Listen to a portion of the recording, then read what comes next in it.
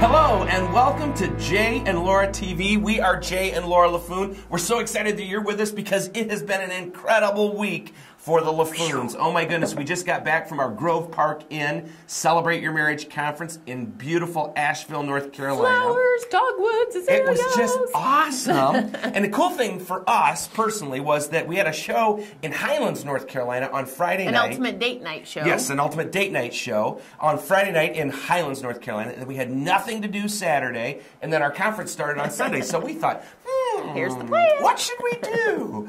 We know that the Grove Park Inn has a great golf course, so let's go play the Grove Park Inn golf course. Well, the whole week beforehand, we're watching the weather forecast, and every day it would switch from 80% chance of rain to 30%. 80, 30, 80, 30. So we're like, what do we do? Well, here's what we decided to do. We decided to pack up the golf clubs, drive to Detroit Airport, and as soon as we got to the airport, we're going to check our phones, check the weather, and make the decision there.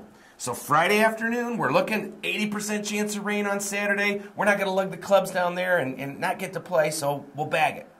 Wake up Saturday morning. Guess what? Bright sunshine, not a cloud in the sky.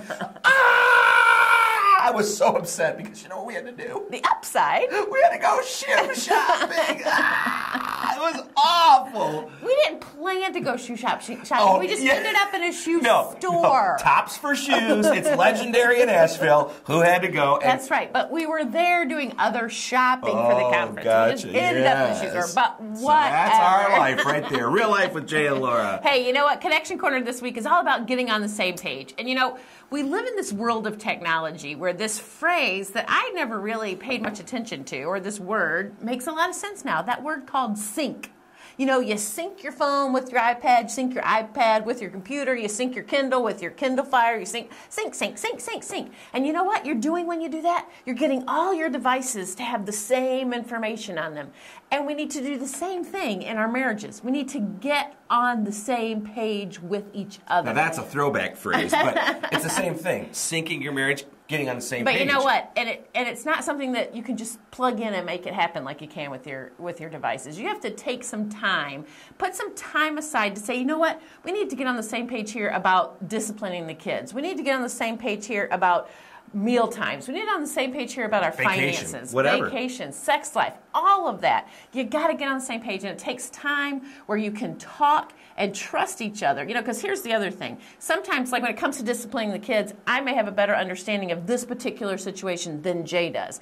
And I have to he has to trust that I understand this situation better. There'll be another time where he understands it a little better. Finances, Jay understands better than I do. So getting on that same page takes time together, talking and trusting each other. And here's the simple way to do it. You've got to schedule 15 minutes at least every day where the two of you can get together, cup of coffee in the morning, a cup of coffee at night, and talk. Hey, what's happened today? What's coming up? How can we stay on the same page? 15 minutes a day, people. That's all it's going to take. And you know what? I know some of you out there with young kids are going, but my kids need my time. You know what? Sit them in front of a TV show. Sit them down with a movie. Sit them down with a coloring book and say, you know what? Mom and Dad need this amount of time. When you hear the buzzer go off, then you can come ask Mom and Dad a question. It's going to tell them that this relationship is important, and it's also going to give you some time to get on the same page. So that syncing and taking time together is the Connection Corner for this week. And you know what? It leads right into the question of the week that we got from one of our viewers. And I'm going to read it off of Jay's little thing because mine went crazy here for just a minute. What do you do? Here's a question from a viewer. What do you do when a wife desires sex more than a husband? You know what? This question is wrapped up in pain and confusion, and I just want you to understand that. This woman is going, I don't understand. Why because am I strange? every TV show I watch, every other woman I listen to, every conference I go to, they're always talking about how the man wants sex so much more than the woman. But you know what? Here's the reality. That's true for 80% of all men. It's not, there is a 20% that have the low sex drive. And so, ma'am, I just want you to understand, and maybe this is from a man that's saying, hey, my wife desires sex more than me. But here's what you need to understand. There's nothing wrong with either one of you. But again, it takes that communication of talking to each other, just like you would if it was like this. Jay has sex, wants sex more than me. We have to talk about that. So do you. You have to discuss it and talk about it and acknowledge it. And ma'am, here's what I want you to understand. There's nothing wrong with you.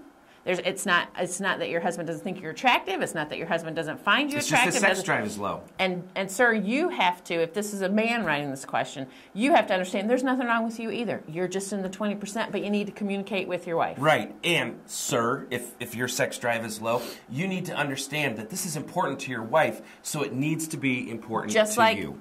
I have to understand that it's important to Jay, so That's it has right. to be important to me. Well, moving on to marriage in the news. This is a very exciting news story, and Laura and I, we love this on a number of different levels. A top enlisted leader of America's most elite and secretive military forces stood with his wife before a classroom of senior commandos here to speak about war's destruction. Not on the battlefield, but within the walls of their home. This article is talking about how marriages in our military are just falling apart. And it makes perfect sense. He's off looking at the ravages of war. She's a stay-at-home mom, going through two totally different experiences, equally difficult. Then they've got to come back together and make that life together again. And it is so exciting for us that the military is doing something about it, that the military is focusing on saving marriages. That is key. Because really, the stresses that these people go through, far greater than any stress most of us are going to go through.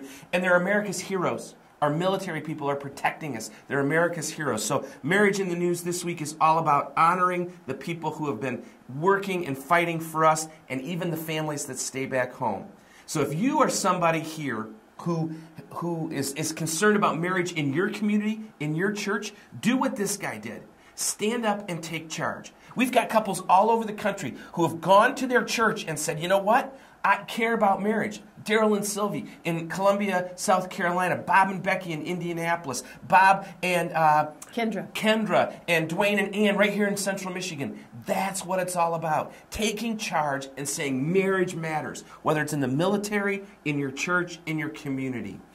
And you know what? This article came from WLNX out of Columbia, South Carolina. It's on their website page. And I'm going to try and post it on our Facebook page because it is a great article for you to read about this couple who said, you know what? We've got to do something for our marriage. We're not going to give up. We're going to make this thing work. So look for that in the next coming days on our Facebook page. Hey, we're Jay and Laura. This is Jay and Laura TV. We'll see you next week.